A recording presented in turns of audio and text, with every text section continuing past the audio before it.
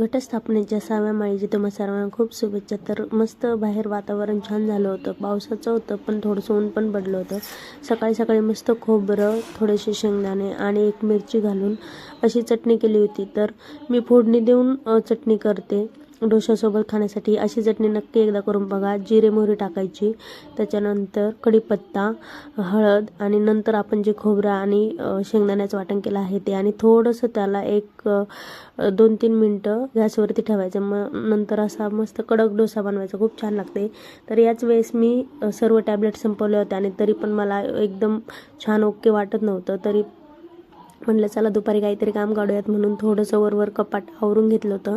आणि आज लेकराला सॅटर्डे असल्यामुळे सुट्टी होती, तर त्याला खूप बोर झालं होतं. म्हणलं चला आपण थोडंसं कुंडीमधली माती सुकवायला टाकूयात. खूपच खराब झाली होती ही माती आणि नवीन झाडं लावायचे होते, म्हणून म्हटलं चला हे काम आज वेळ आहे तर करून घेऊयात आणि लेकराचा पण टाईमपास होईल. संध्याकाळी येताना यांनी आणली होती मिसळपाव. तर घसा थोडासा खराब होता म्हणून मी तर्री वगैरे काहीच खाल्लं नाही. एकच पाव ते पण खाऊन बघितलं कसं आहे टेस्ट, पण मला काही विशेष मिसळ आवडली नाही. नंतर इव्हिनिंगला घेतला होता मस्त चहा. तुम्ही पण या चहा घ्यायला. आणि तुमच्याकडे कसं वातावरण आहे नक्की मला कमेंट करून सांगा. तर संध्याकाळी माझं एक आलं होतं पार्सल आणि तो पार्सल एक टॉप होता. तर कपडा खूप छान आला होता म्हणून मी ठेवणार होते. आणि असाच आमचा काहीसा मस्त दिवस होता. तुमच्याकडे पूर वगैरे आला आहे का मला नक्की कमेंट करून सांगा. भेटूया नेक्स्ट व्लॉगमध्ये. बाय.